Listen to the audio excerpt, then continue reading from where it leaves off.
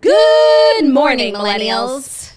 Welcome back to The Toast. And what is it? Oh my God, no. It's only the day of the choose.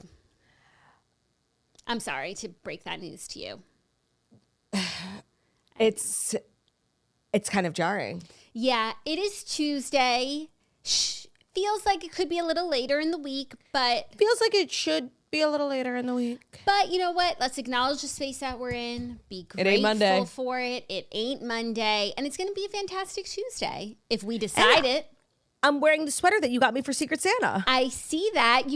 I am so excited to see it.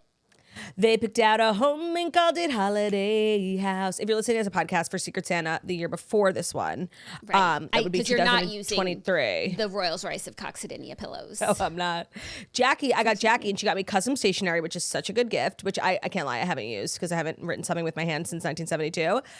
And this, what appears to be Taylor Swift merch, but it's not. It's from a very, cute custom Etsy store. If Taylor Swift sold merch for her house in Rhode Island, this is what she would sell. Yeah, it's such a cute sweatshirt. I'm so glad you're wearing it. There's nothing better than people enjoying your gifts. I completely agree. Like nothing worse than like never seeing a gift that you got for someone. Yeah. Yeah. Like where in the world is that gift? Like you kind of forget speaking of forgetting, today's an important day. Every day is an important day, but Mani Shana Halayla Hazeh. Because 1 year ago today on this show, we asked our listeners to remind us of something. Okay. Do you know what I'm talking about? No. Okay, neither did I, and I need to shout out the toaster who reminded me. Legally Blonde too? No. Jackie, it is so random Keeping and up so with niche. Sports? No. Oh, she submitted it anonymously, so I don't know her name. Okay. So 1 year ago today, you know what? Let me pose it in a different way. When you think of the name Darius Rucker, what comes to mind? I saw him perform once, Wagon Wheel, an icon. No, in his personal life, scandals, do you think he has any? DUI. So 1 year ago today, Darius Rucker was like pulled over and arrested for like 2 or 3 misdemeanors of like driving with an expired registration, casual passing of a controlled substance, like these really weird charges. And you and I were like fully convinced it was a conspiracy to take Darius down because like everyone drives without a registry and they don't get arrested for it. Registration, excuse me. And we had asked, we said like, this is not going to affect Darius's career. I bet in a year we won't even remember that Darius Rucker got arrested. He had a mugshot and everything. And thank you to the toaster who reminded me it has been 1 entire year. And I had no idea what this girl was talking about. I had to go back and watch the episode of us talking about Darius Rucker because I was so confused. That is so funny. There's a little sprinkle of like, what did Darius do? But No, there's not. No, but you asked me what I think of him, and I do feel like there's a sprinkle of what did Darius do, but it didn't affect the way I see Darius. It could never affect the way that you and I see Darius. Yeah, like he still to me is like the wagon wheel guy, legend. Yep. Like America's sweetheart. Career. Right. Okay, so just wanted to remind everyone that, and what's so funny and I hate to be the ones to bring it up. Yeah. So on the episode, what we were saying is that like it's such a conspiracy against Darius to take down a good man. And here we are like perpetuating that. We reminded everyone. We said everyone would forget. Like we made it news last year when honestly it wasn't even newsworthy. And now here we are again a year bringing it up, and we claim that like we support the best for Darius. And here we are, like we are actively working against Darius's good name. Okay, well now we also actively have to all bury it in our minds and move on. Again. Like it's gonna take mental fortitude to forget this once again. Yeah. But we're going to forget. Because to Darius's arrest record, I want to forgive you. That's your and I want to forget quote. You. It's such a good quote. You say it every episode. I say it all the time. I said it yesterday. It's such a good quote. And it's more relevant than ever. Like when you think about the context, like Heidi and Spencer, we're literally still talking about Heidi and Spencer to this day. But also like sometimes, it's kind of like the best thing you can say to someone. Like, I want to forgive you, but I want to forget you. Like it's almost like indifference. Yeah, but it's like if I'm going to forget you anyway, why do I have to forgive you? Why bother? Yeah, and Lauren was like hella dramatic because now we all know, like in hindsight, like there really wasn't much she needed to forgive Heidi for, just like getting a boyfriend. Then there's like the sex tape stuff. Oh. I think I don't remember I think that. they wronged her. Yeah, well, I want to forgive her and I want to forget her. Yeah. Well, good, because it's the one you got. It's a Gargy-Pargy day. It's Tuesday. A little programming update for the community, if I can just take a minute. So today's episode is very special. At the end of the regular episode... It's not only the 1-year anniversary of Darius Rucker getting in some legal trouble. Forgetting it again. Now I'm going back to forgetting. And it is the 1-year anniversary of Darius Rucker getting into some legal trouble. It's also a Pargy day where we have a Pargy episode. At the end of today's episode, my bestie Brian Kelly is on the episode. We recorded last week to talk about his new book, which is all travel. You know, we ended up talking about like Darcy Silva from 90 Day Fiancé. But there's really good stuff in there. So it's at the end of today's episode instead of Dear Toasters. Dear Toasters has been moved to Thursday, which is usually a light day for us. So tomorrow will be our Real Housewives of Beverly Hills recap. Thursday will be Dear Toasters. And Friday will be Queenie and Weenie. So and just Southern a little programming Charm. update. Don't forget about Southern Charm. I'll never let you guys down. I did forget about Southern Charm. I'm sorry. Oh, do we have a story? Do we have what, a story? Paige's comments? Yes, we do. Okay. Because then I wanted to talk about it at the top of the show if we didn't. We do have it as a story. And speaking of books, I finished my book for the Redheads last night. It was so good. We are recording today, and I'm so excited. And after all the turmoil of my choice this month, if you've been keeping up, like I chose a book that just wasn't available. It's been really hard for you. And then I kind of scrambled, and I chose this book. It all really worked out, and I'm so excited to record. Jackie, everything happens for a reason, you know? Yeah. So I'm very excited to record the Redheads with my girlies, and you should read the book is all I'll say, but I'm not going to push it on you. I actually bought the book last night, and I didn't read a word of it, but I bought it. So that's the first step. And I've now read 2 books this month. I'm getting back into reading, and it's going to take a little effort, but I think it's worth the effort. I absolutely love that. I did something kind of insane last night. What did you do? Jackie.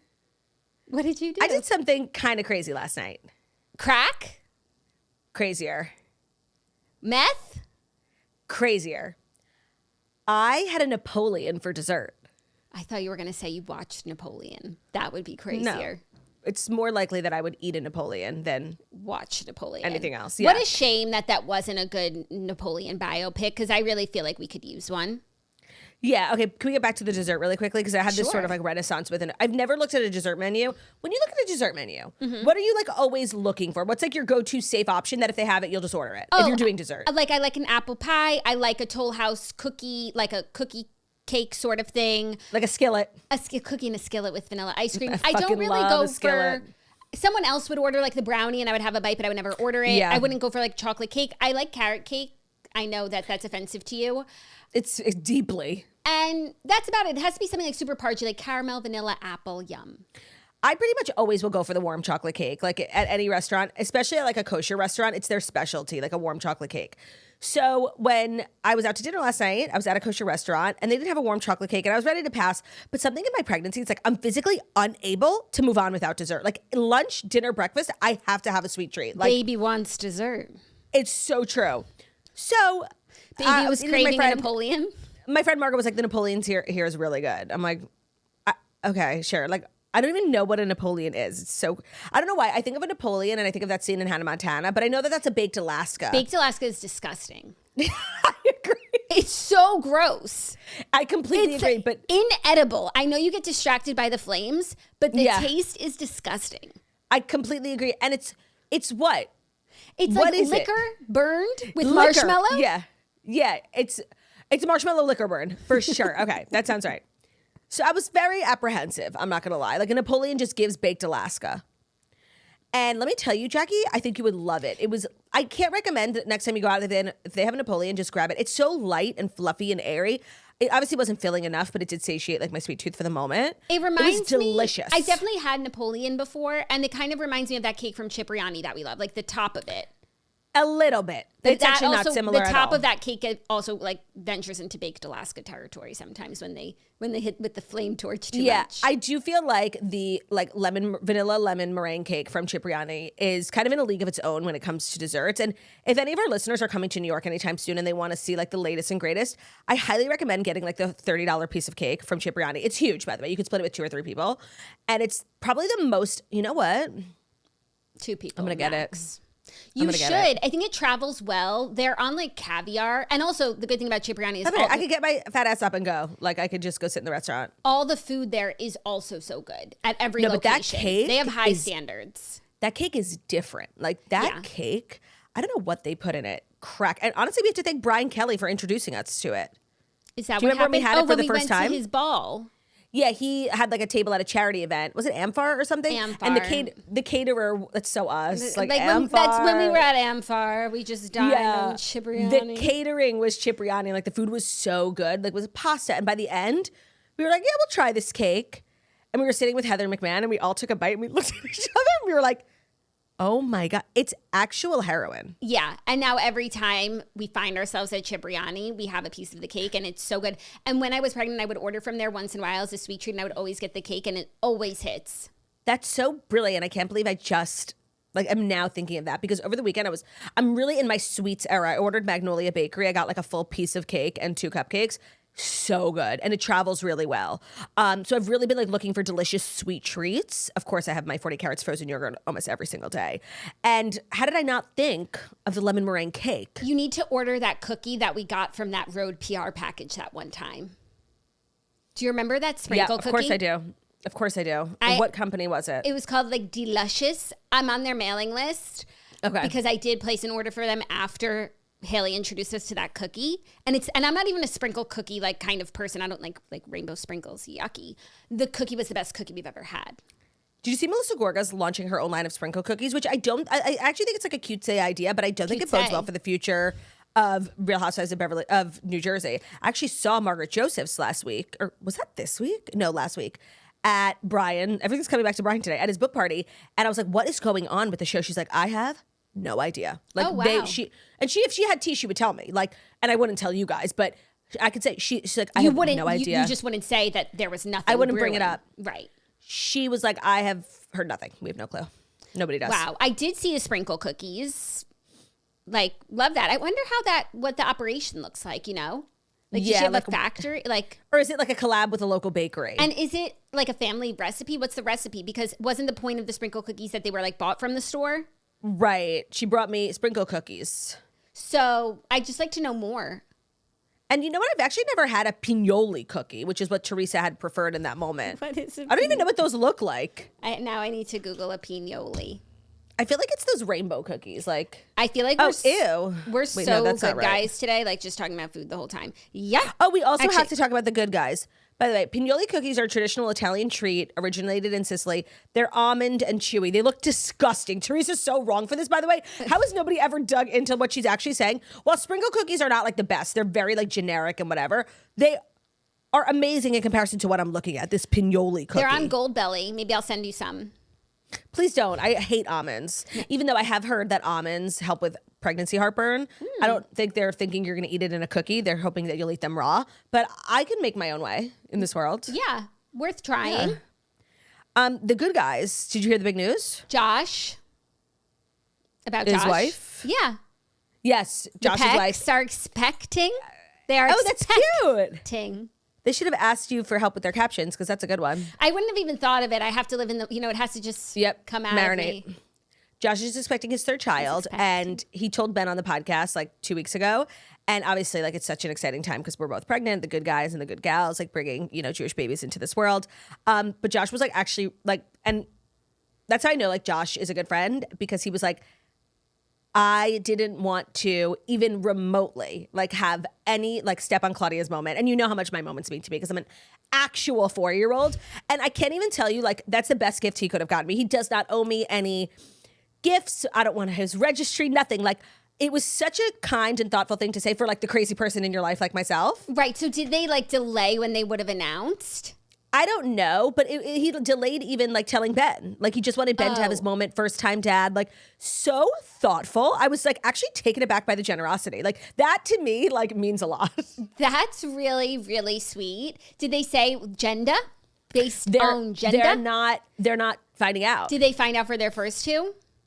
I don't know. And actually, I want to ask you a question because I was with my friend Rachel last night and she's pregnant and she doesn't know what she's having. Mm-hmm. And she says, when you go to the ultrasound, do you see the penis? And I'm like, no. The ultrasound tech can see it. And maybe if you or have an expert eye or you've done like, where to look, then maybe you could see it as a lay person. But no, a lay person, like you don't even really know what you're looking at. And sometimes they'll point and be like, that's the penis, but you would never know that was the penis if they didn't tell you. Okay. So that's what I said. I'm like, Rachel, no, I've never seen the penis in my life. Like, you can tell the tech that like you're not finding out, but like, She's like, I'm looking away during my scans. I'm like, no, look at the scans. You're not going to see it. And it's not even like you'll be able to. She might like think that she sees something and then she'll think like she might like clue herself into something and she could be wrong. Like I understand looking away so that you don't like convince yourself of something. No, because I'm sorry, what? They're going to have breasts if they're a girl? Like there's literally no way to see on a sonogram or any sort of imaging if you're having a boy or a girl. I don't know. A little penis could be a fleck of something. If you've been there before, like now I've done like 2 separate pregnancies of sonograms and every time they like see the penis, they're like, oh, that's a penis. So like say next time I didn't want to know, but I kind of knew what I was looking for, I might be able to figure it out. Well, that is what Josh said. Or at the very least, I would think I knew. That's what Josh said. He said that they're not finding out the gender like until a nurse ruins it by accident, you know? Right. You also have I to think tell that happens the nurse a lot because they might know and then they'll just use pronouns. And yeah. But I feel like they're trained to be like, baby's doing this, baby's doing that.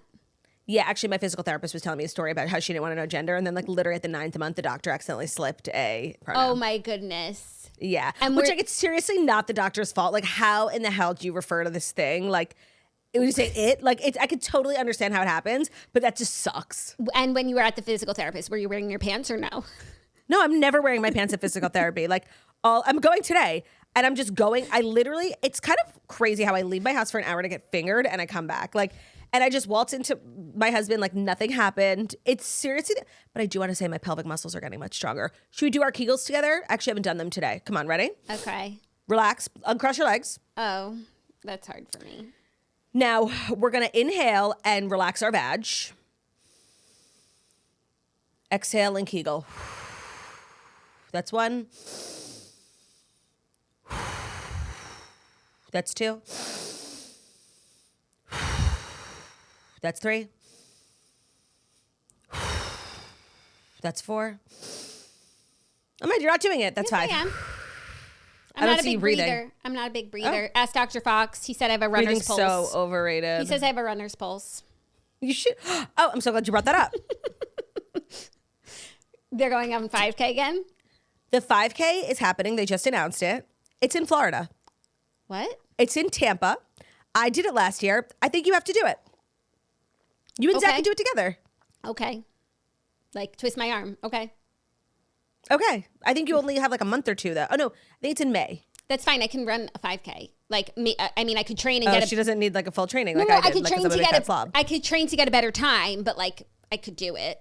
So yeah, maybe I'll go do it. Hobnob with some podcasters. Rub elbows. Jelly Roll's doing it again, and you can tell him how much you love that song. You ain't nothing but a liar. I wonder who else is doing it. I kind of need some friends. You know me, I'm so shy. They usually announce. I'm really so shy. I don't know if I could do it like without you. I had Josh and Ben like by my side. Let's see. Big Bear. What was it called? 5K? Yeah. Big Bear. 2 bears, 1K. 2 bear 5K? 2 bears 5K. Bears? 2 bears 5K. I think that's what it's called. Yeah. So sometimes they announce like which stars are going to be there. Jelly Roll. Wait, when is it? When is May it? 4th. May 4th. Oh, okay. That would just... That's enough time. Yeah, no. I just thought maybe I could like sync up a trip to Tampa with something else I was planning to do out west. Rascal Flatts. Yeah. Oh, I finally like gave a proper listen to the Rascal Flatts Jonas Brothers collab, and I have to say it's such a beautiful, inspiring song. I actually started like getting a little tearied up when I was listening to it the other day. It's as good as it should be. We put a lot of pressure on it because these are 2, important bands. By the way, and 6 people can't get one song. And by the way, let me just say, I feel like I actually am consciously aware when I'm listening to the song how many people are singing. It's a lot of cooks in the kitchen. It's a lot of voices. And I feel like Nick maybe had a part in writing it or a part in like making this happen because he sings like a little bit more than Joe, and he never sings more than Joe. Like these days, it's like Joe's the lead singer. We've just sort of all accepted that. And I'm hearing a lot of Nick. Yeah, and then they got to compete with Gary, and it's like they thought they both like were the number one guy in this group, and then like Gary comes through, and it's like, children, sit down. Like, let me show you how the big boys do it. It's a really beautiful song. Like, I love it. It is really beautiful. All the credit to the Rascal Flatts. And like, where is that Grammy? Do Rascal Flatts have a Grammy? Probably. I'm gonna say probably. Like Country Album, Broken Country Road. Song, God Bless the Broken Road.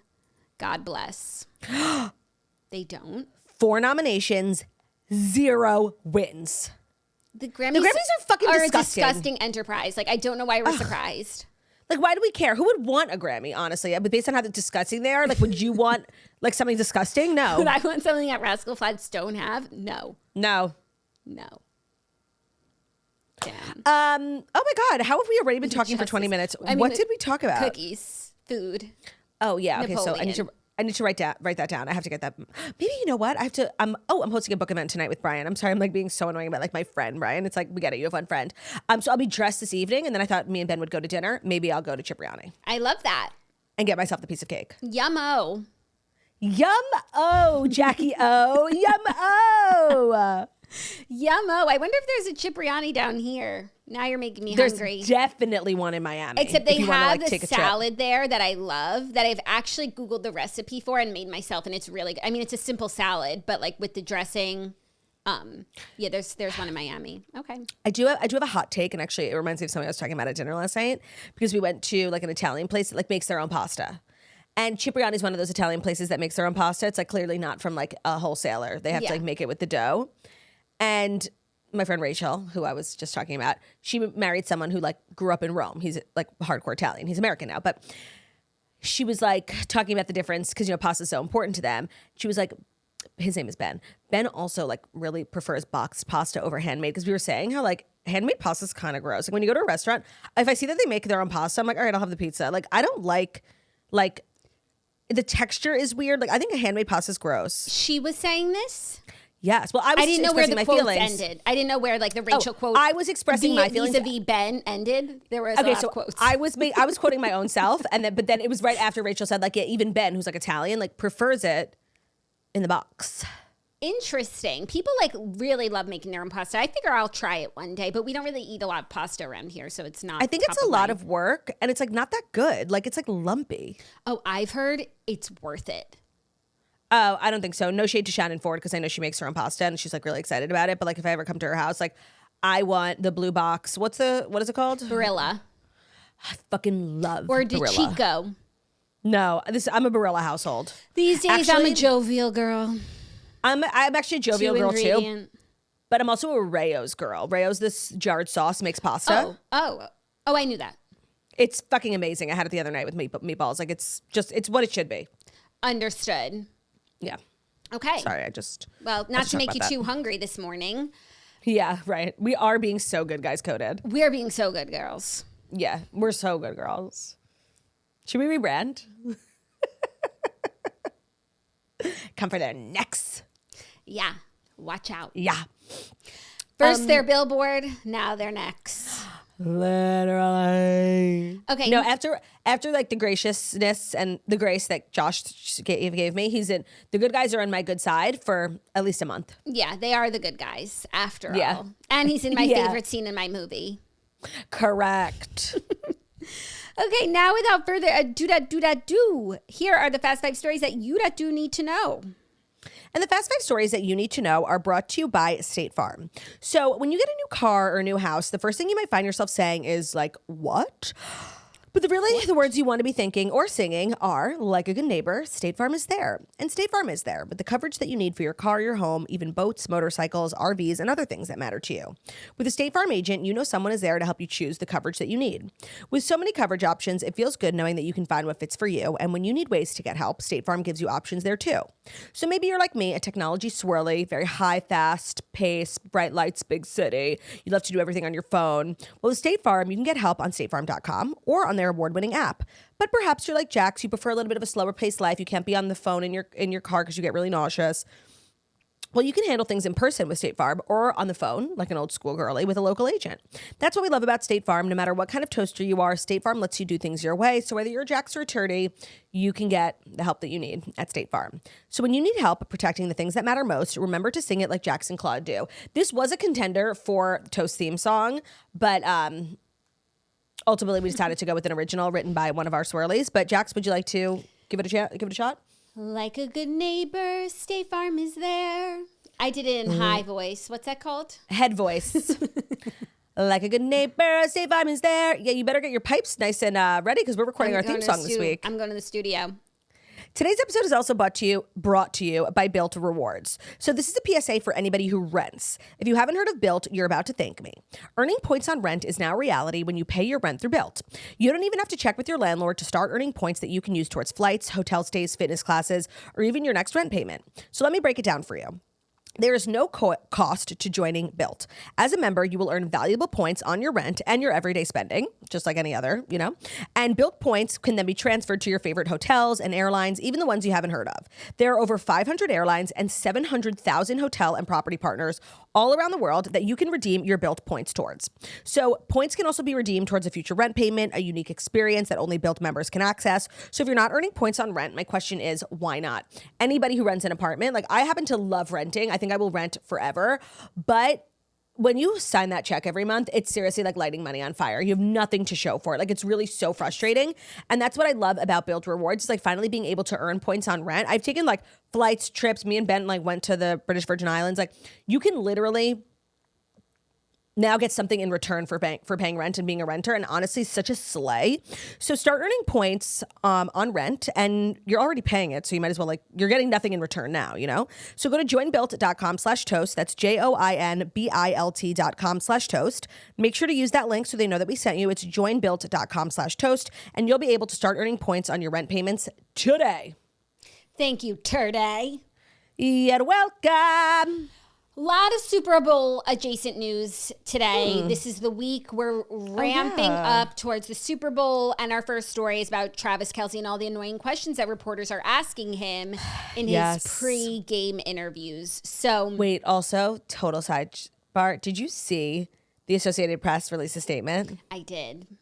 It was just like apologizing for cutting short Babyface's interview. Oh my God, I've never in my life felt compelled to leave a hate comment. I almost did, but I opened the comments and they took care of themselves. I was surprised Associated Press left the comments on. People were it was not not only was it not a good apology, it was like a text. I don't need to hear from the AP. I want to hear from the girl.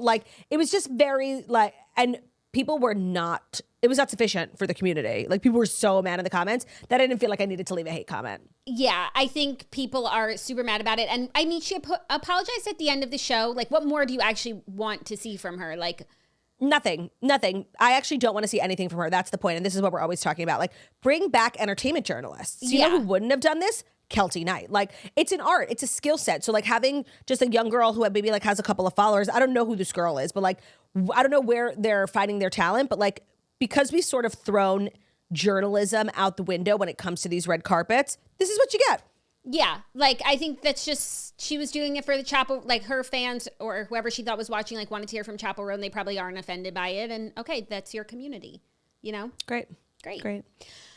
So Travis Kelce is naming his favorite Taylor Swift albums, staying tight-lipped about Reputation TV, and also responding to questions about whether or not he's going to propose to Taylor during the halftime.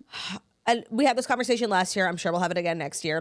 The inappropriate cringe level that some of these reporters get to when they ask Travis questions about Taylor. Don't get me wrong. I want to hear about Taylor too. And there are ways to weave in certain questions, but the outright cringe nature of them should be a crime punishable by jail.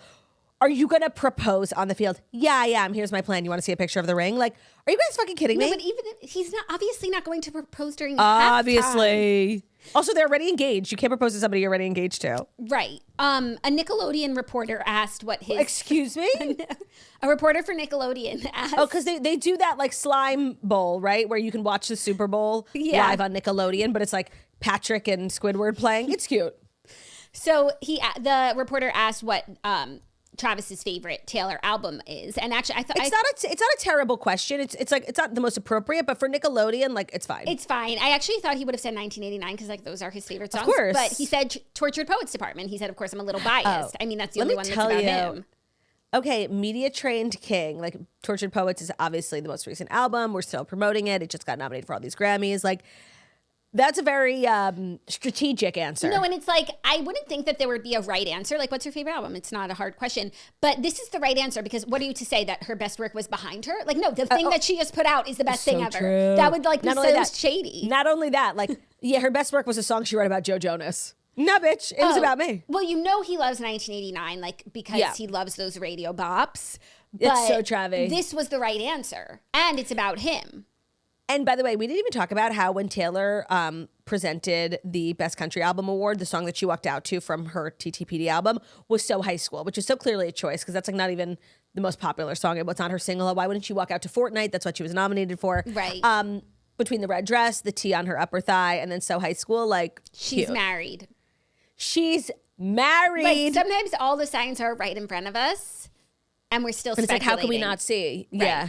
So he said he can neither confirm nor deny Rep TV. Yeah, what did we think he was going to spill the beans? People really need to leave this man alone, like dead seriously. No, the questions are so crazy. And Jackie, I assure you they're only going to get worse from here. He's also was raving about her homemade Pop-Tarts. Yeah, but he's talked about that like once before. I was having deja vu reading this article. Yeah, me too. They must be really good. I don't know. I had a homemade Pop-Tart. No shade to Olivia Oshry because I asked her to follow this recipe that I found on Instagram. They were fucking disgusting. Like Right. really gross. But maybe Taylor has a good one. Maybe she should drop Well, the she recipe. should share it. Yeah. She should share it. She like her cookie recipe that we made. Remember that? We did?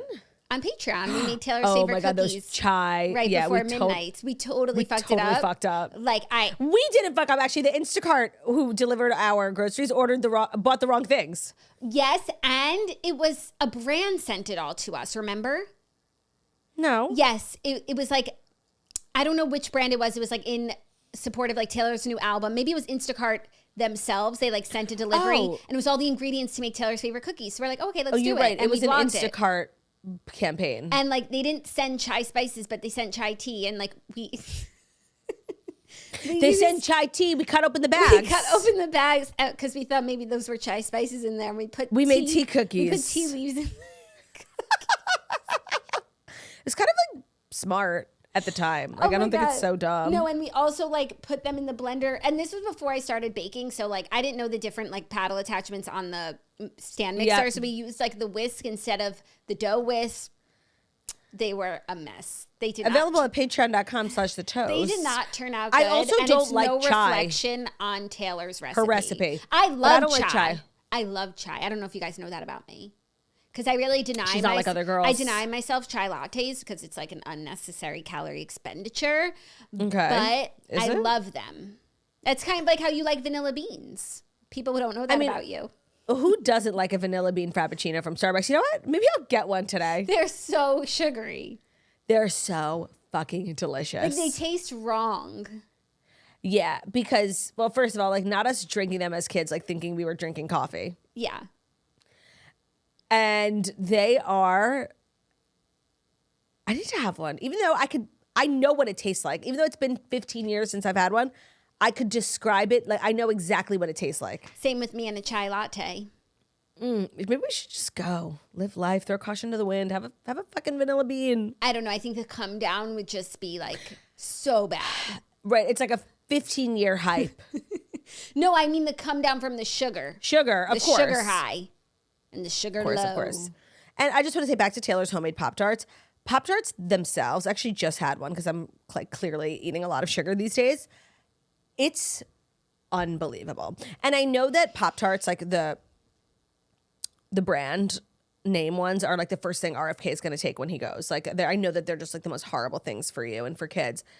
Let me tell you, it was worth every chemical. It was fucking delicious. Yeah, I don't think they're the first to go. Like, What do you think is the first? I don't know. I just watched this Super Bowl commercial for Nerds with Shabuzi, and the commercial was amazing. But like Nerds, all Love those to dyes, see Shabuzi out here making money from big candy. all those dyes, all that sugar, like rotting your teeth, rotting your brain. I love the commercial, and and I don't even like Nerds. Like I think they're nasty, and I think that they should be illegal. I don't like Nerds either. Like the fact that whenever Ben and I like get candy, Ben always goes for Nerds gummy clusters. And what the fuck is Nerds rope? It's gummy clusters in a rope form. Like they're so not even like innovating over there at Nerds HQ. And I think like classic Nerds, like in a box, like the loose, like seriously, what's the point? What's the point? I agree. I think Nerds are like the worst candy. Agreed. But I'm happy for Shabuzi that he's in a Super Bowl commercial and he's singing It's a Wonderful World by Louis Armstrong. Like it's quite pargy. Oh my God. But like there's no amount of marketing that could get a nerd to taste good to me. Okay, so nerds are clearly like crushing it in the marketing department, but in like the product development team really needs to step their pussies up. Right, in the factory, like what could they even do? But I'm also, like I said, like I'm not a sprinkles colors girl. Yeah, I happen to like colorful, sugary stuff. Nerds don't do it for me. Yeah, we're talking so much about food this episode. I wonder why. I had like a balanced breakfast. I'm not like particularly starving, you know, more so than usual. I don't know. Just when it rains, it pours. Sometimes it's kind of that time of year. Sometimes it's the Kardashians. Sometimes it's Taylor and Travis. And sometimes it's food. It's food. I love that. Well, I hope people like really stop embarrassing themselves. They won't. Like it's only Tuesday and we've got this 6 week more days. When it comes to Travis. Like people, and I get it. Like I've never met either of them. I'm sure I would be a freak if I ever met either of them and got to ask them a question. But like people really need to like control themselves a little bit better around these two. I agree. Yeah. Our next story. And by the way, they both handle it so well. Him especially, like he's such a jokester. I don't think anything offends him and it's really actually refreshing, but I'm offended on his behalf. And he has to do just for like by the nature of his job, like a couple of press conferences a week. So he's just like putting himself in the position of like being asked stupid questions quite a bit. Taylor doesn't do interviews. Like, so it's like all the questions you would want to ask Taylor that are stupid, you put them on Travis now.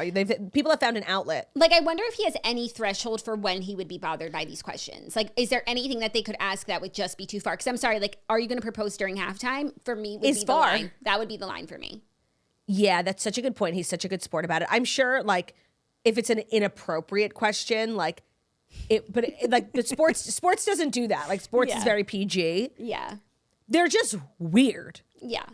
People are so weird and they have no shame. I mean, it comes back to what we're always saying. Bring back shame in media literacy. Right. Our next story, a little more Super Bowl news. All the performers. We haven't talked about National Anthem, America the Beautiful. So here is who is performing at the 2025 Super Bowl. Oh, wait, I'm so excited. Yes. So the National Anthem will be sung by Jon Batiste. Okay, you know what? I think that has a lot of potential. I'm not familiar with his work so Much. That's crazy because I actually think him. You would love him too. Like his vibe. He's like a concert pianist. I look forward to the introduction. There's like a very famous popular book out that was actually written by his wife. I feel like you probably have like seen or heard of it. I'm on my way. I believe she had go cancer. by Batiste as well? I don't think so. Between Two Kingdoms. She doesn't go by Batiste.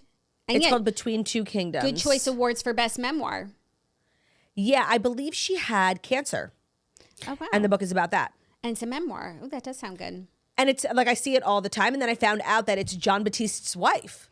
Wow. Yeah, like so random, but cute. That is cute. Well, I'm looking forward to the performance then.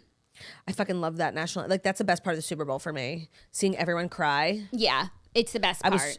When I watched the so much pressure, like the semifinals or whatever it's called, when the Chiefs, everyone was crying. Like they just cut to like these random players who I don't know, but like I'm sure are really famous, and they just like blink and then a tear falls. Like seriously, kill me. I'm so upset. Yeah, I'm very excited, and it's been really good the last few years. Like I feel like they do a good job of selecting people who have got the chops. So I look forward to that.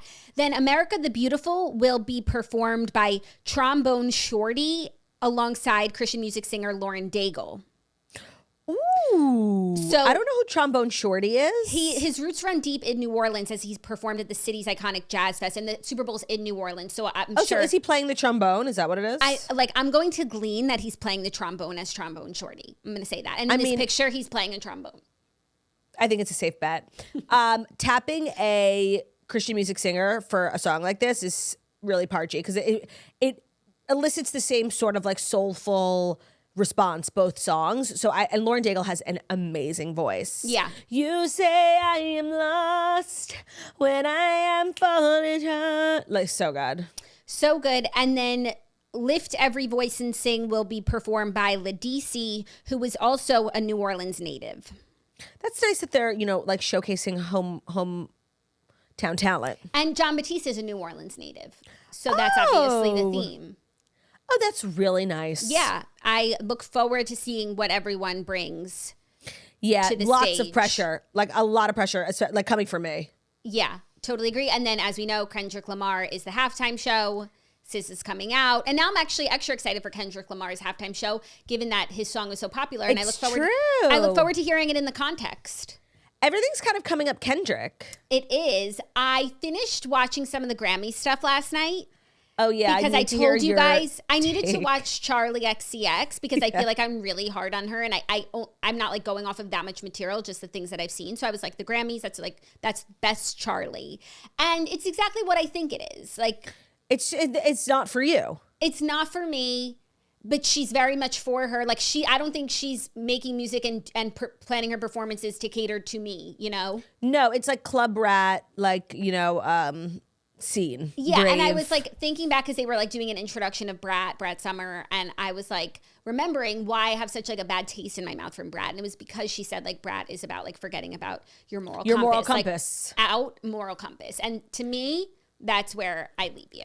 A moral compass never goes out of style. You can have a moral compass never goes out of style. You can have fun. You can be messy. It's true. Late nights, but like we want to keep that compass intact. We do. Oh, I have to tell you what's going on TikTok.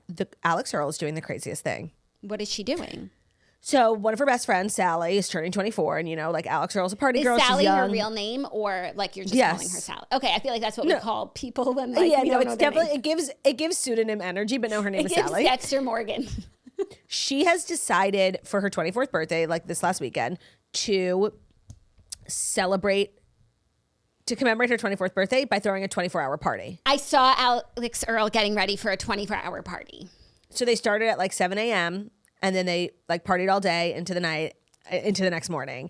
They went to like brunch, they went to a club, and she has been like vlogging the experience, but like not like every minute of every hour. And like, I need to know how, like, and I was a party girl in my day, but like I had my limits, How the fuck do you do that? Drugs? I don't know. Even Alex just Earle, like an Adderall?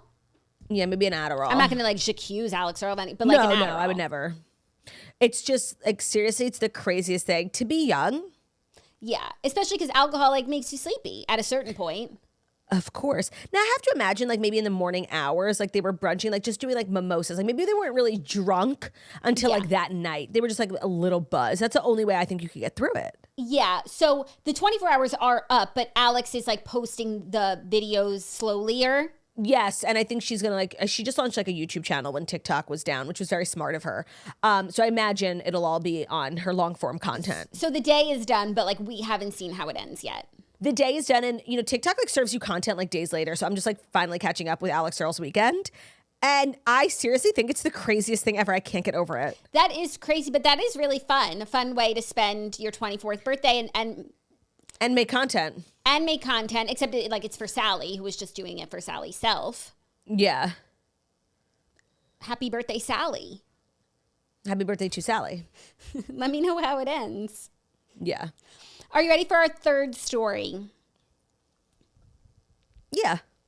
Paige DeSorbo is clarifying her Craig Conover breakup timeline after baseless cheating rumors. So Paige is pissed, I would say. I think so too. Paige set the record straight on the timeline of her breakup from ex Craig Conover after facing baseless cheating rumors. She said on the latest episode of Giggly Squad, quote, "I never in the 3 years that I dated my ex-boyfriend, I never physically cheated on him, emotionally cheated on him. Can you mentally cheat on him? I don't know, but I didn't," she said. She then clarified that her and Craig broke up 1 month before they announced their split in December 2024. She said, "Since no one's sticking up for me on either side, I will say that Craig and I broke up Thanksgiving weekend, okay? That's at the end of November." Craig then went on and did press for Southern Charm, did whatever he needed to do, acting as if we were still together, and that was fine. I said that he could do that. He was processing in his own way. However, after Christmas passed, Paige noticed that Craig was presenting himself as single while on a trip, which led her to believe he was ready to announce their split. She claimed that she texted him to give him a heads up that she would be sharing the news on Giggly Squad to start moving forward. She said, "My text went unanswered. Fine." The breakup episode came out at the end of December. She said the narrative surrounding their breakup took a turn really quickly as cheating rumors went viral. Despite recently being linked to a new man, the reality star stated that she is currently single. She said, "Let me say this here and now. I did not move on with some new guy. I am single. I don't have a new boyfriend. I did not cheat on my ex-boyfriend. It was a full month that we were broken up and I didn't say anything because even though we are public, there are certain things that I think should remain private, and he asked me not to say anything." Okay, I feel bad for Paige, and I do want to tell her, like, because she's very much like at the center of this, right? as an outsider who like consumes media chronically online, like I can tell you, like normal folks, like we do not think you cheated. Do not worry. Like I think that this is like plaguing you because who wants to be painted as a cheater when they're not?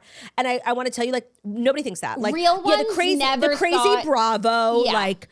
Yes, for sure. And I can only imagine what she has to deal with. Because when we were just talking about like the AI generated fake news I get on Facebook, like literally all about Craig and Paige, it must be really fucking annoying. And I can sympathize with that. But I wanted her to know, like the true normies out here, like we don't think that. We never thought that. Like there was the Marcello thing, but no, it was quickly debunked. Like normies with their heads above water, like we got you. Nobody thinks you cheated on Craig. No, real ones never thought she cheated on Craig, never thought there was any bad blood or bad behavior. And I'm glad to like know this timeline because I would have assumed they broke up like a week or two before the announcement.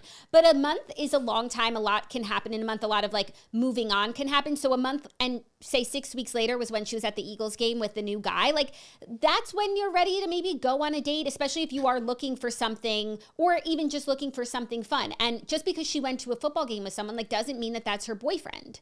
No, and sometimes like you just go on a date to like get yourself out of the house. Like it's not the true love and you're really not ready. Like who fucking, like literally she doesn't owe us an explanation as to her reasoning as to why she went on a date with someone. But the thing that makes me so sad about this, and I feel like this is the second time she said it, is like she's clearly mad at Craig for not like speaking out on her behalf. And she said that like no one's sticking up for her on his side. That's the second time she said that. And I feel like the bad blood is like really brewing between these two. Like what once was amicable, perhaps is not. Yeah, I think she would like him to say like Paige never cheated on me, even though I feel like when he said his statement, like again, people, real ones like know that he doesn't think that she cheated on him. Now, maybe some people like need it to be explained to them again, but like when he put out his statement, like it all seemed amicable and they broke up for the exact reasons why people thought they might not work out, which is that like they don't work out. But also, Craig hasn't spoken about it yet. Like, he hasn't done an interview, and I'm sure he will. I'm sure he'll go on, like, Watch What Happens Live or something. So he hasn't had, I mean, he could have, yes, for sure, like, made an Instagram story telling people to, like, fuck off. But he hasn't spoken his truth yet. Well, I think that, like. He like. posted that one Instagram story. Yes. But, like, if they broke up because of cheating, like, that would have been when he would have, like, been mad, and he wasn't mad. No, he wasn't mad, but he did, like, want everyone to know that, like, he got broken up with. That was, like, his overall, that was a takeaway from that video, was that like, yeah, I'm sad because I got broken up with. Yes, but if there was cheating, like he would have said that. No, of course. By the way, because there was no cheating. Right, of course, because there was no cheating. So I feel like he maybe thinks like he didn't need to clear anything up because he shared his side of it on the stoop that day. And I sympathize with Paige. I imagine it's so frustrating. Like Bravo fandom is like really crazy and they just like make stuff up. So, and with something as like damaging to your character, like cheating is a pretty heinous allegation. So I want her to know, like, I understand why you had to speak out, but just know you didn't have to. We didn't think that. We never thought that about you. No, we never, ever thought that. Disgraceful. So yeah, things seem to be getting a little more contentious between the two of them. But you know what? Those are breakups. Like I feel like everyone has these ideas. And especially when the person might start dating someone next. Like that's when you really realize that it's over. And it's also really nice. I feel like the last two breakups that we were talking about between like influencers, public figures was like Brianna Chicken Fry and Rachel and Matt. And like in both scenarios, they were both saying how they just wished they had time to process the breakup privately. And like that would have made things easier on them despite being heartbroken. And it's like, this is that. Like they had a month. Yeah. And that's all. I mean, a month would have been amazing for either of those people. They were asking for like a day. Couldn't get that, max a week. A flight. So it is really nice that like the hardest part of their breakup, which was like the early days, that they were able to just go through it privately and deal with it on their own. Yes.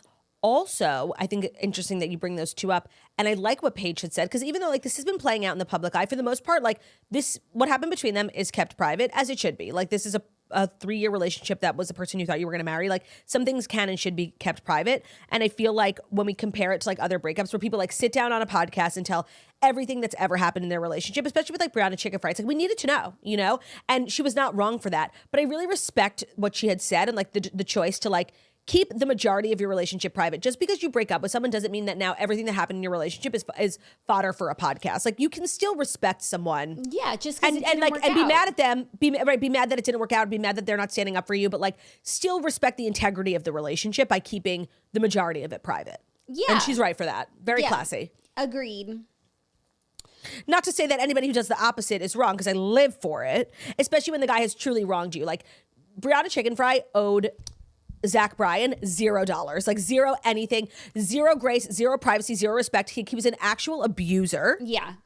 you don't get the courtesy of keeping the happenings of the relationship private when you're that big of a fucking animal. She's not who we were talking about. No, I'm not talking about anyone specifically, but like I always like because you know what I was thinking about that. I'm so glad I just brought this up. I feel like a lot of people wanted to know what went down with Jason Tartick and Caitlin Bristow, and they like never told us. And I actually really respect that. Like, even though so many people would want to know, you know, she has a podcast, it's good for views, it's good for business. Like, I kind of really respect that neither one of them, there was like a couple of shady like Instagram likes or whatever, but none of them sat down and like did a tell-all, neither of them. And I really respect that. Like, yeah, even though it didn't work out, like this was a person you shared a bed with, like you were going to share a life with. Like, it's okay to like keep things private, barring, you know, some crazy abuse that everybody needs to know about. Yeah, I totally agree. I don't know why there's this expectation or people feel like they need to share, but like, I don't need to know every fight and every like out of pocket thing that was, you know, like couples fight. Like that was your love. We expect that you would fight. Yeah, of course. Oh my God, you don't want to see what goes down in my house. Are you ready for our next story? Yes. Lily Collins is a new mama. Lily Collins shared her first photo. Mama. She shared her first photo with her daughter Tove after secretly welcoming the newborn via surrogate. Tove. Tove. Oh. I thought you were saying tub like bathtub, and honestly, like I'm stealing it. That's my name. Tove, she welcomed the newborn via surrogate last month, so she had posted the other day that they had welcomed a baby via surrogate, and now she just posted a cute photo of her pushing a stroller with baby Tove. And this is just a great reminder that she is married to Charlie McDowell, who has no relation to Andy McDowell and Margaret Qualley, but does on Mother's Day post a picture of Andy McDowell as a joke to confuse the internet. And I fell victim to his prank just last year. Do you think now on Grandmother's Day, Lily Collins will post a happy Grandmother's Day to Tove's grandma? Well, Lily doesn't get involved in the prank. It's exclusively a Charlie McDowell thing. And so, no, I don't. And also, you can't forget, like, actually, Tove's grandfather, he's a Nepo grandkid, so. Let me tell you, I would never forget that Tove's grandfather is Phil Collins. Just like I'll never, when Gracie Abrams, like God willing, has a child one day, I'll never forget that child's grandpa is J.J. Abrams. Yeah, Lily Collins is kind of the Gracie Abrams of the acting industry. Right, literally. They are twins. Like, they look exactly alike. And their dads are both of, like, equal caliber. And, like, some people, I forget that they, like, I'm always reminded, like, even I saw a story about Meryl Streep's Gilded Age daughter. And I'm like, oh, right, that's Meryl Streep's daughter. Yeah. Like, some people, I'm always just like, oh, right. Lily and Gracie, always. You're still at the restaurant. Always JJ and Phil. It will always be JJ and Phil, 1,000%. I don't know what that is. What is that? I think some people can eclipse, like, and I think that actually Andy McDowell was just talking about this, how she's like officially a Nepo mom because Margaret's in like an Oscar nominated film. And I don't think Andy's like career ever got to that level, and how proud she is to like sort of be the recipient of like the benefits for Margaret's fame now. It was very honest and very funny. So some people just like truly eclipse it, right? They just get so famous that you can't even remember. Honestly, I also think it's sometimes like their faces, like you just can't not see the parent.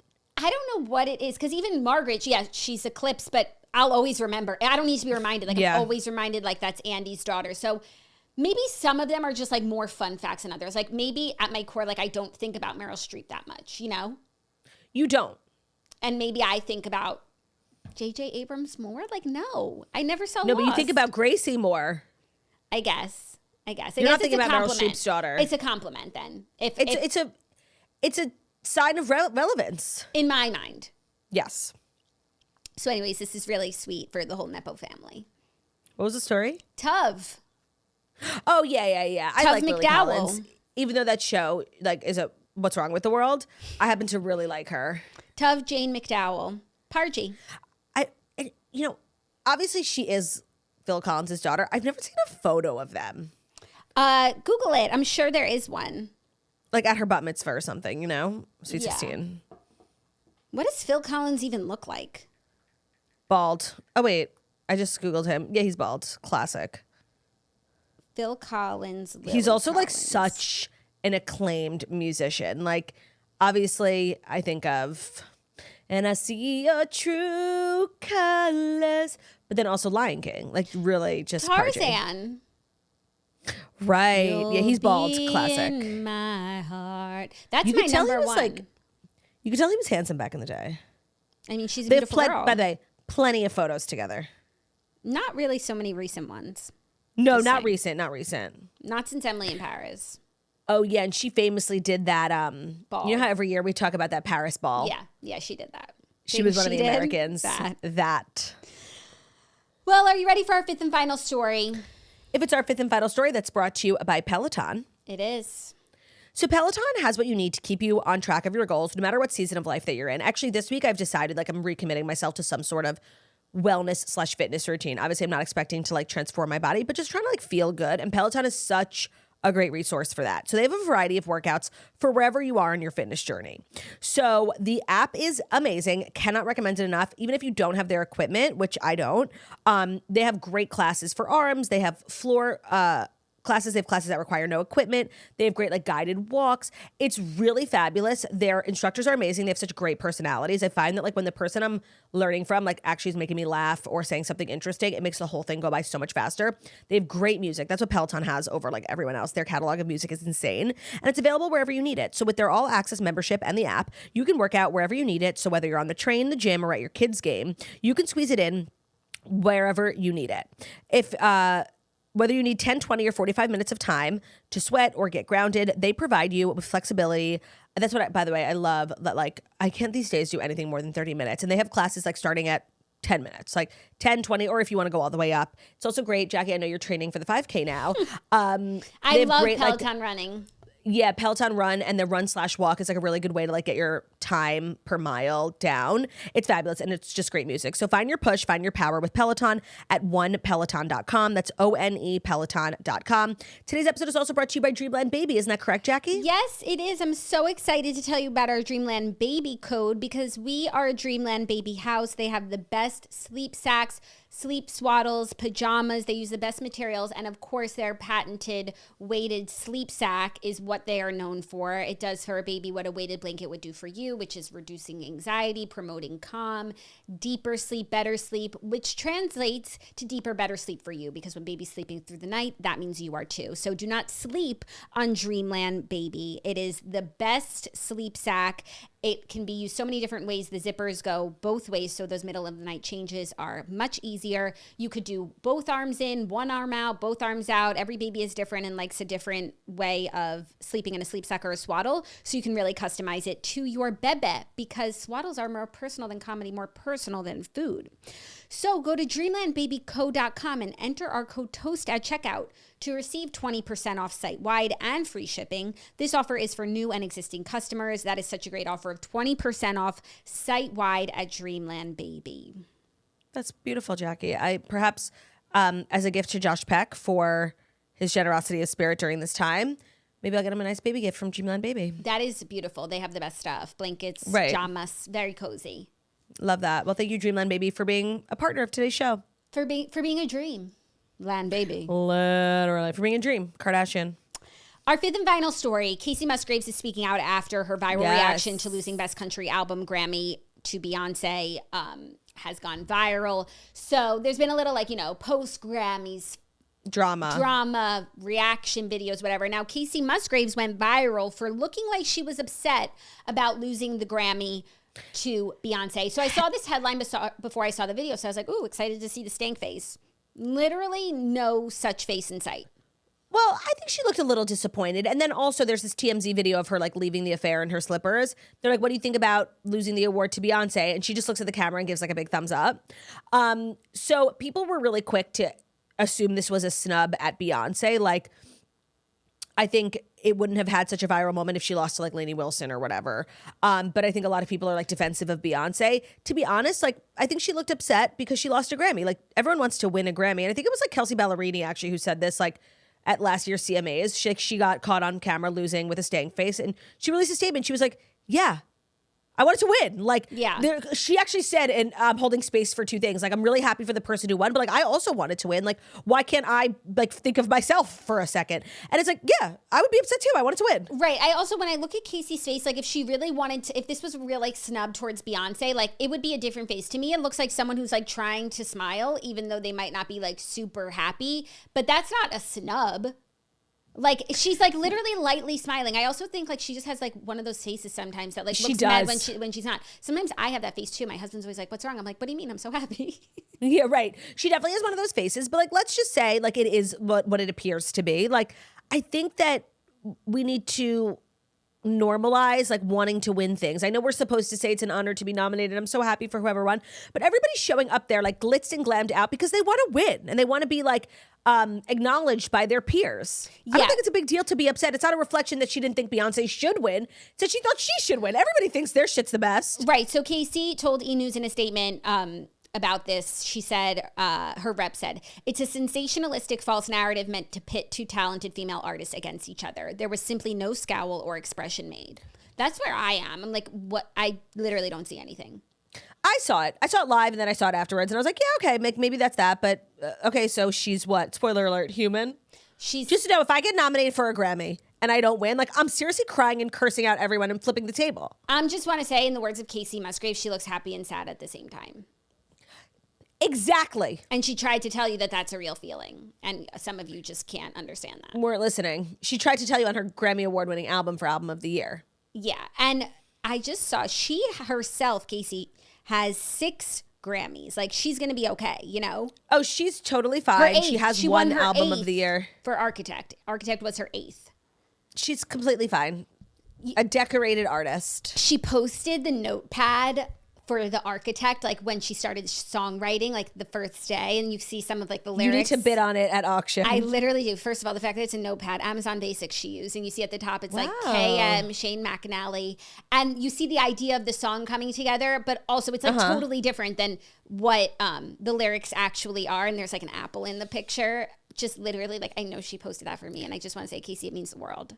She needs to auction it off for charity, like for, you know, victims of the fires or North Carolina, and you will contribute. I will bid 100%. One of my biggest regrets is, remember when I went to that Joan Rivers tribute and they were auctioning off for God's Love We Deliver the like original note cards of her jokes? Yeah. I should have bought one, but like $5,000 was really steep for an index card. Yeah, I agree. But when it's for charity, like you would make a big donation to charity. But she had 70,000 of them. So if they were auctioning off like a couple, like they could. And by the way, worth? Somebody bought the first one. The second one, they had to fake that one of the employees said like, yeah, because the auction was going poorly. And then the third, they decided to give away to somebody in the audience because it was going so poorly. Do $2,500, double the amount of people. You would have sold 6 of them instead of 1. Yeah. Huh. I'm still thinking about that auction. I'm so mad. I'm sorry. Well, maybe at the next auction, like you won't hesitate. Maybe that's the lesson. Yeah, I won't. I'll loosen the purse strings a little bit. I'm sorry, $5,000 for an index card. Like I draw the line. I'm actually an extremely like financially prudent person. Yeah, you are. Do people know that about you? No, because like it's all relative, right? Like you look at my life, like it looks very glamorous, and it is. Like I have, you know, beautiful things, but I don't like to use the word frugal because I'm not frugal by any stretch of the imagination. But I think also compared to you, I'm frugal. We have like different philosophies, but what's a thesaurus for frugal? No, I think the word like financially prudent is a good. I'm just like a little conservative. Careful, meticulous, prudent is here. Stingy. I am not stingy, bitch. This is thesaurus.com. Thrifty. I don't know. I just feel like if you own a Birkin, you can't like call yourself financially prudent. Do you know what I mean? They're like, a good investment. Even though it's an investment. They go up over time. Yeah. So, is that the end of the show? Well, that's like, the end of this part of the show. Yeah. This is ta-ta for now.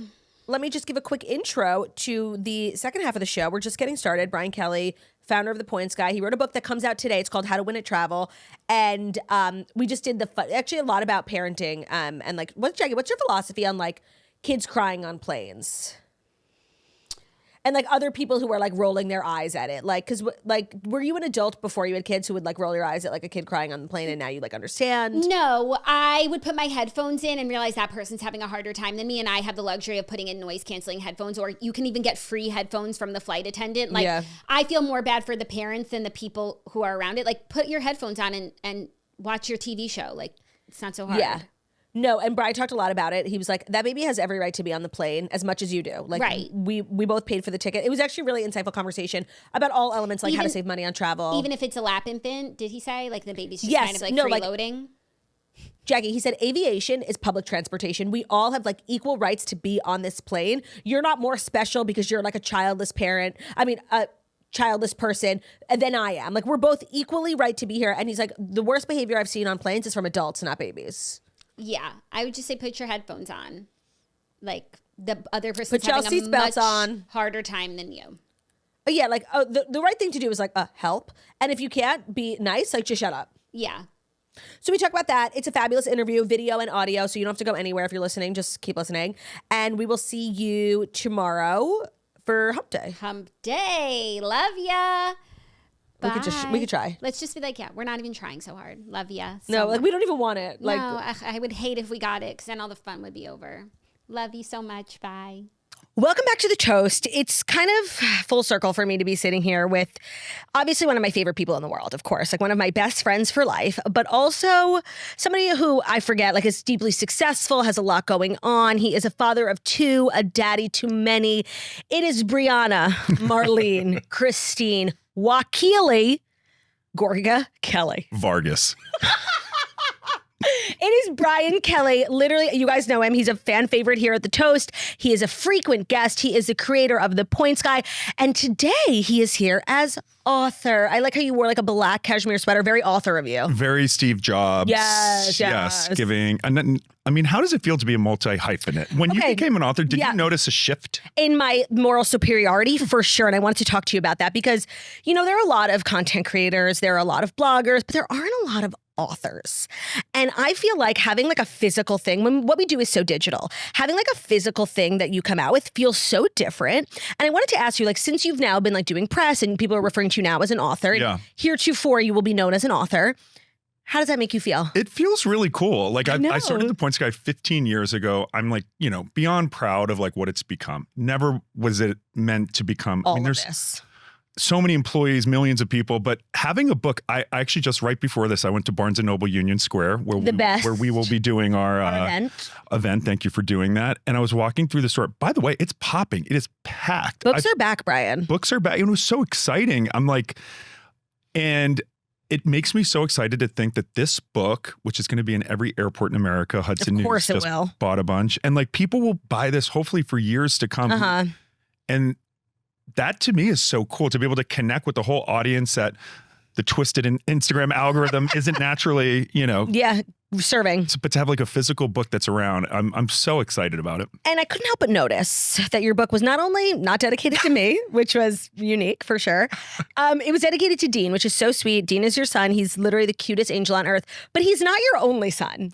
And I think I speak on behalf of your newborn, Cooper, when I say, what the fuck? You know, what about Cooper? I thought about this, but similar, like in the Jewish faith, where it is like very superstitious. Shugana? Yeah. Is that the word is like harem?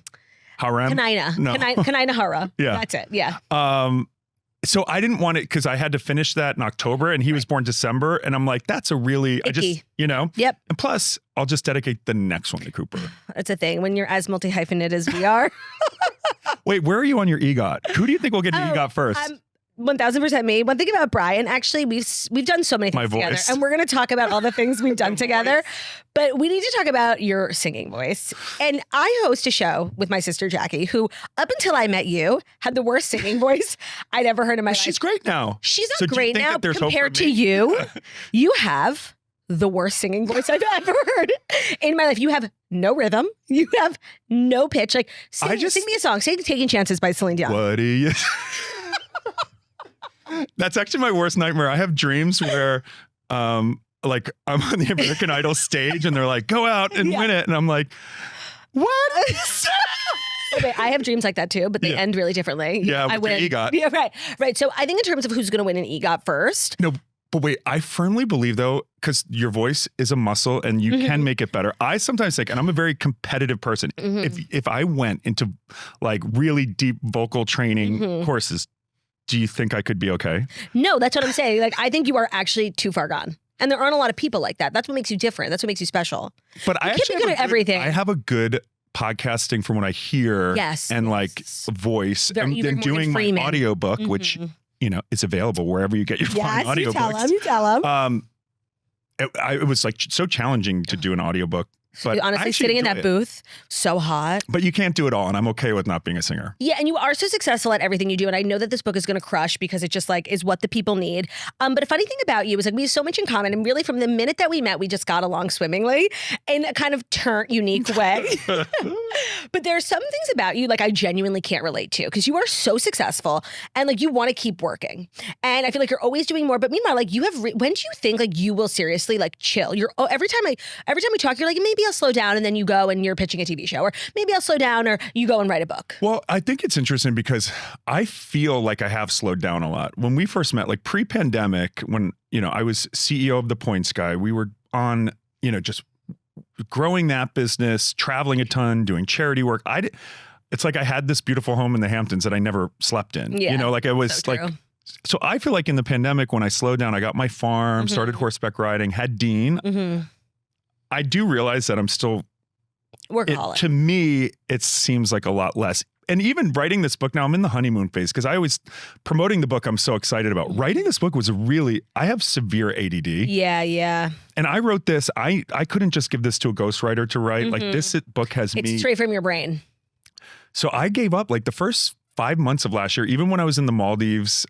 I was working on my book most of the time that I was on that trip. I went to Tokyo to see Taylor Swift. What people don't know is like I was in my hotel room at the Aman working on the book. So, but now I'm twisted because I'm excited to write another. But the next one that I wrote, this book is like, this is a burger of like real information to save you money on travel, flights. My next book, I want to take maybe do a little more visual. This is like 300 pages. You need a picture book for honestly, the kids. Kind of. I start the book off saying like we're in the platinum era of travel. I actually think travel today is the best it's ever been for a lot of reasons.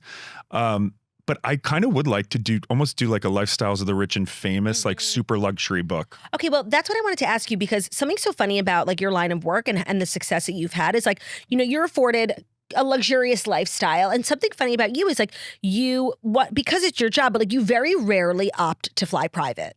And if I was you, like, and I'm sure you get opportunities all the time that like it doesn't behoove you because you're always making content. Because I have 6 horses. And if anyone is a horse girly out there, it's expensive. It's 6 mortgages plus 2 children, nannies. I mean, I work because I have to, Claudia. It's so true. Listen, we're not here because we want to. A single dad who works 2 jobs. Literally. And your son Dean is extremely well traveled. 16 countries in 2 years. That's literally more countries than I have been to. Like that's fucking crazy. And I love it for him. He's so charismatic, but I feel like he is the way he is because we've been traveling from the beginning. I mean, his first international trip was Belize. Oh my God, I forgot that Dean was in Belize with us. Remember we showed up at Newark Airport and he was in his little doona. And you were in your Celine Dion shirt. Margot and Emily. And I just remember the girls surrounding him that whole trip. He was like, so cute. Well, you talk a lot about traveling with kids in the book. Yes. Your lifestyle has changed quite a bit from like when you were just like a single guy traveling, doing whatever you want, to now like you think about travel in a different way. You've always been thoughtful about it, but now it's quite different and you're thinking of different things. And are you pre-boarding? Yes. So pre-boarding, it depends. Now with the toddler who's 2, I try to board that plane the last second. Like as little time possible on the plane, the better. But because I travel with the nanny, I'll have them go on first sometimes, or just to get things on the plane, and then I'll board last with Dean. But, you know, in the chapter, I learned a ton about traveling with kids. When I started traveling with Dean, there's so many crazy rules. Your kid can fly on your lap for free. That's so crazy. But then some people will say, but then internationally, they don't even let you put babies in car seats because there's so much information as a parent to digest. So I spelled it all out because it's terrible. Infants especially should not be in car seats for extended periods of time. Right, because like they can literally die. They asphyxiate. Yep.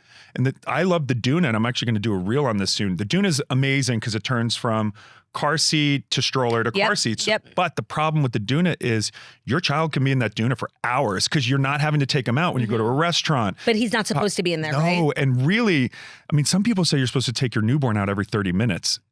Which like most people do not do. Right. But there is the general hazardous. rule of thumb is 2 hours.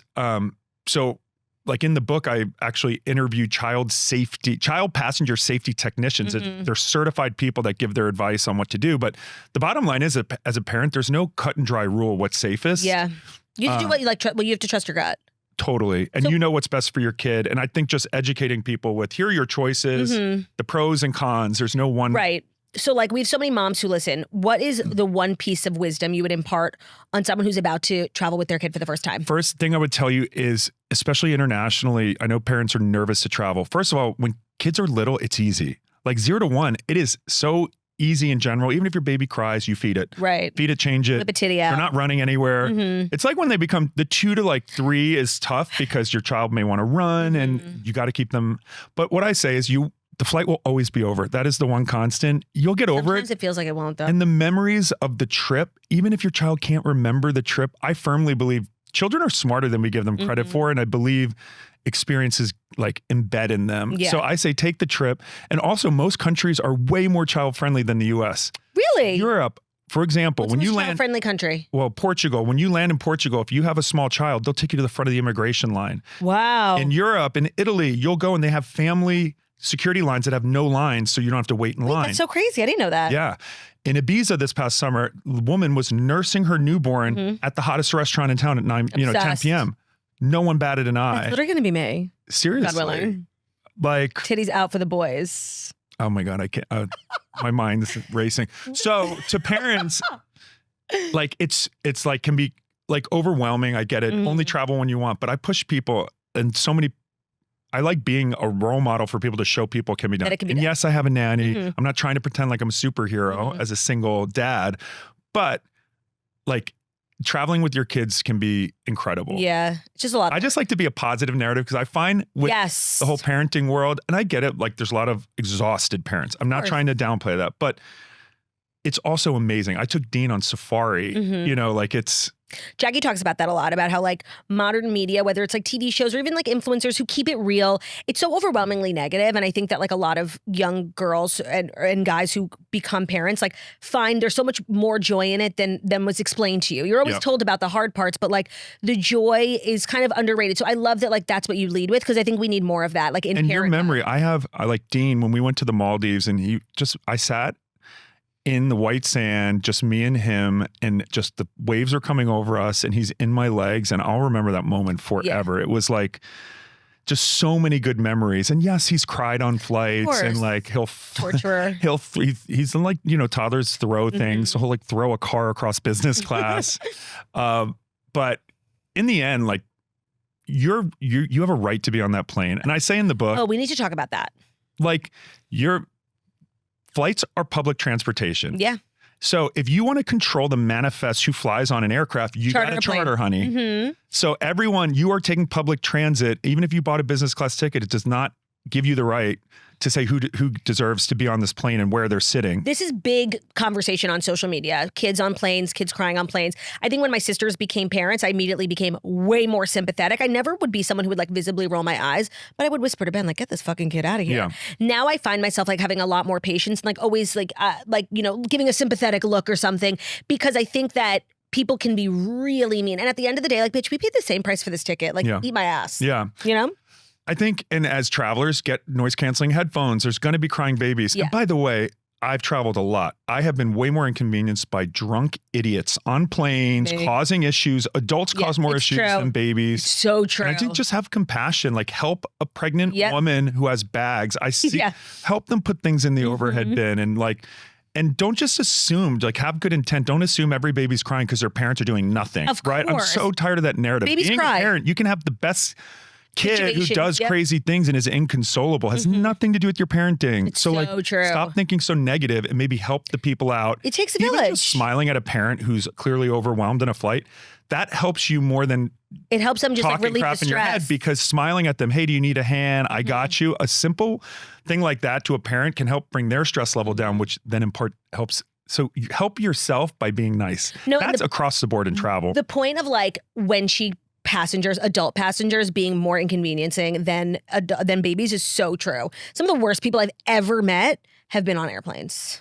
Totally. Like insane human beings. And that's what I love about you. Like you're really capable of such depth. Like when you're talking about parenthood and even the way you talk about travel, like I know it means a lot to you when you meet people because when you go to like an airport lounge, it's like, me going to a kosher restaurant. It's like where your people are at.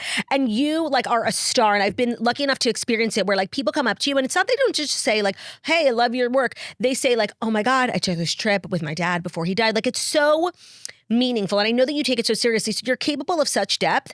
But I also have gotten to know you on a really deep level. And like people, the real me, they don't even know. They don't even know Brianna, Marlene, Christine, Wakili, Kelly. Like you are one of the most fun people I've ever met in my life. And I feel like that's because you are so well traveled. Like you've seen such things. And to travel with you, I have to tell you, it's such a privilege. Like the way I used to vacation, like even just with Ben, and now when me and Ben go do something, I travel differently. Like I'm so much more open to things. Like you really are so much fun. And I think it is connected to the things you've seen, Yeah, I think as we all travel more and you get the bigger picture, I think it does help us all like become better people. 1,000%. And the best part about you is like you are who you are, but we have a lot of similarities. Like we're both obsessed with reality TV and celebrity culture. Abby Lee Miller is both of our idols. LDC that we met. We met because Abby of Abby Miller connected us. Yeah, in a spiritual sense. Yeah, she didn't actually. I think like one of our first DMs was me about commenting regarding Abby Lee Miller. ALDC regarding the matter of Abby Lee. So I may not be a good dancer. I mean, I may not be a good singer, but I'm a great dancer. You are a great dancer. And where'd you learn that? At the Abby Lee Dance Company? I learned it with you and Puerto Vallarta. 1,000%. Or no, Punta Mita. That was fun. No, we've had so many fun trips and like so many people who ever meet you and people who meet you love you. But what's so interesting is like one of my favorite things, and hopefully everyone one day gets a chance to go through your Instagram DMs, because the people that DM you just asking for like random travel tips.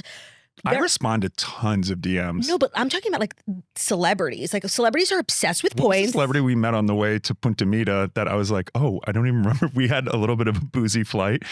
Oh, yeah, we had a boozy flight to Houston. Asian male actor. Yeah, was he on the flight to Houston or the flight to Mexico? I don't know. He was like, because we had margaritas in the middle, and I got in trouble for vaping in the United Airlines. In the Centurion Lounge. They were like, seriously, they were like, are you vaping? I'm like, yeah. But they acted like I was doing meth. Like, calm down. Claudia, you're vaping. You were so brazen. I know. Going to bars with you, and you wouldn't even hide it. You'd puff it into the air. What's to hide? It's electric. It's electric. You would act aggrieved. Yep. You've gotten kicked out. I've gotten kicked out of facilities. Snuck back in. Me and that vape, although those days are behind me, I'm about to enter my motherhood phase. That girl lives inside me forever, and I know she will return. I mean, yeah. No, we've lived. And so the funny part is like how many people are so invested in points and travel and like the hacks that you give, and the celebrities, reality stars that enter your DMs and who you end up striking up friendships with because you are this like really fun, fabulous guy, is probably one of my favorite parts about you. Now tell me about the Silva sisters. Darcy and Stacey. If you guys don't know, by the way, what TLC show did they originally 90 Day start Fiance. on? Okay. So Darcy was on 90 Day Fiance. She just opened her heart looking for love. We've all been there. So I got deep into 90 Day Fiance probably like circa 2018. And that was when I was, we were doing big TPG awards. And they would always say, what like celebrities should we invite to the awards? And like, frankly, like most A-list celebrities are not coming to like a travel website. They need to be paid award. like handsomely. Yeah, we didn't have a budget, but we were like, let's invite. And so then, I mean, Darcy Silva is an iconic queen. And I would just DM them. Yeah. And I'd be like, hey girl, hey. And she's like, oh my God. And I could just tell like she needs love. Yeah. And she's so sweet. She like DM'd me. So she came to the first TPG awards. They're very nice. And then she had a couple drinks and she came into my green room. And like at one point she's like, I just need a guy like you. And just starts like crying on my lap. There's like a photo of her because she's known for crying on the show because she's just looking for real love. Yeah. Aren't we? So like that was definitely like I've made it moment. When Darcy Silva, she smells really good. Who was the most famous person who you found out like reads the website or knows like follows your work and uses your tips? Because I always feel like rich people didn't like do stuff like that, but they love saving Ricky money. Martin is one. Wow. Yeah, that's huge. Yeah, I've met him several times. I mean, Martha Stewart, everyone thinks she travels private. Martha's a commercial queen, and I help her team out quite a bit. I help her get the best flights and make sure she's taken care of. What matters to Martha? She's an aisle, a window. What does she prefer? She's a window girly. Small bladder. she's actually very like low maintenance. Like we went to Greenland and they only flew economy. She was not a diva. Like she's very well traveled. She's very inquisitive. She's very engaged. Like when we were touring little towns in Greenland together, she would go Ask talk questions. to local people. Yeah, she's very, very inquisitive. I mean, she means it when she says like, learn something new every day, or it's like, or something. Oh yeah, that's her thing. Keep learning or die. Yeah, she says like every day you should like acquire. She's a really fun person to travel with. Martha. What about that podcaster Claudia Oshry? What'd she like to travel with? Well, when we eat rotten fish on the airline and go viral in Israel. Brian and I were on Israeli news, like literally went so viral. We did like a taste test of salmon. They were serving salmon in El Al first class. It was not good. For any aviation girlies out there, it was a big deal. El Al had a 747. It was not the most. It was old. Yeah, but iconic Queen of the Skies. It was retiring. 2 queens in the sky. Literally. And but they served our food and it was rancid. It was salmon, and we shouldn't have ordered it. There's a vlog episode out there. Yeah, we were filming the entire time. I think I said I would pay you like $500, and I never paid you, did I? Listen, the amount of things you paid for. We're square. We are so even. Like, don't go down that road because I'll end up owing you money. So back to the Silver Sisters. So Darcy is a queen. We love her. And then I think the next year she brought Stacey. Of course. And now Darcy and Stacey have their spin-off. Mm-hmm. And I think I think they finally found men. And they went to Turkey. They've had a lot of work done. That's putting it mildly. Definite transformations. Mm-hmm. They get so much hate on their Instagram, but they are nice girls. By the way, that was what was really shocking because I wasn't a TLC girly and you put me onto that show along with Locked Up Abroad, which we need to talk about briefly. But I started watching their show. Love After Lockup's a new one. Have you watched that? No, I don't watch Love After Lockup. Better than Locked Up Abroad? Different.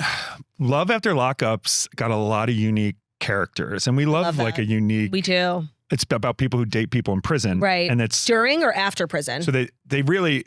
They date. The show starts where they're about to get out of prison. Got it. Okay. And the intricacies of power dynamics, halfway houses, right? Conjugal visits. Yeah. Will the prisoner who comes out, will they revert back to their old ways, which they do 11 out of 10 times? Yeah. Well, Brian and I spent like a whole weekend literally watching every episode ever made of the show called Locked Up Abroad. I couldn't even tell you what channel it was on. It was seriously like giving Lifetime dramatization.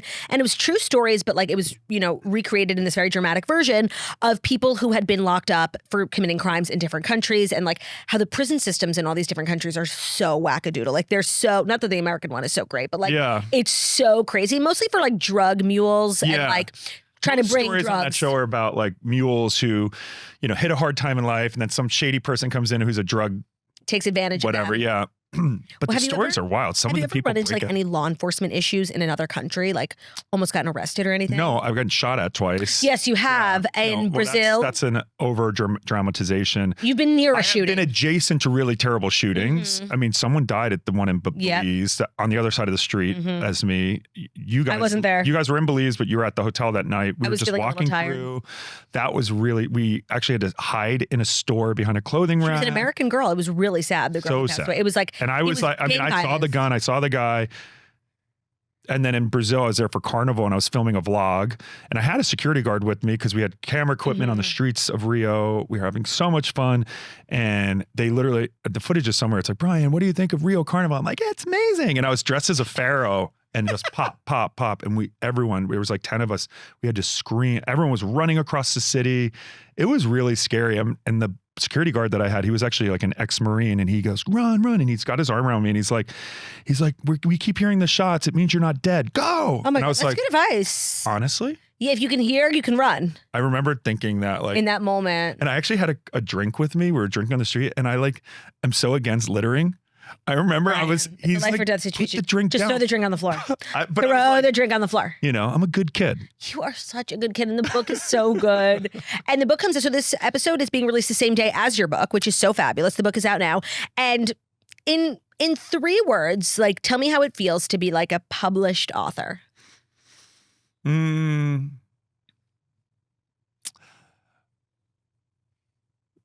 Cute and smart. I love that, but that's 2 words.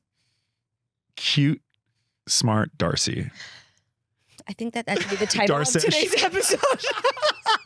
And it's Darcy with an E for whoever titles it. It's true. And Brian, where can people pick up the book? Anywhere you get books. If you're in your next Hudson News in the airport. Oh, I'm sorry, wait. We just really quickly didn't even talk about the people who gave blurbs for the back of your book. Like, it's crazy because you're my friend and like we get twisted together and it's like that's how I know you. But I forget that you are friends with Whoopi Goldberg, Kelly Ripa, Martha Stewart. These are all people. Can you tell me? Because I had written a book. I asked you to write a blurb. Thanks for asking me to write one, bitch. And the amount of like, you feel awkward asking people, right? Like, how do you go about asking these types of people to give a blurb for your book? So Whoopi, I interviewed in the book.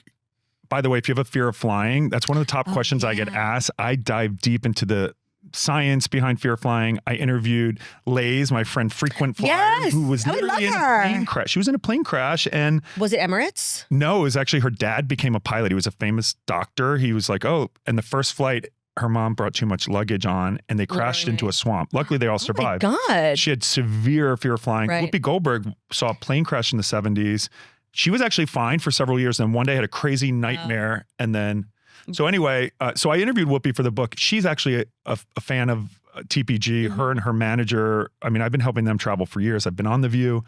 So I interviewed her and she was so gracious with their time. So then afterwards, I just asked her for the blurb and they were happy to do it. Right. She was already involved. Martha, I mean, I've helped Martha travel around the world. I mean, it's easy to ask for a blurb when you've done a lot of favors. True. You're I've been on Kelly Ripa's show like 20 times now. Yeah. And hers was really funny because read the blurb from hers. Listen to the travel expert, Brian Kelly. He's clearly got the most leg room.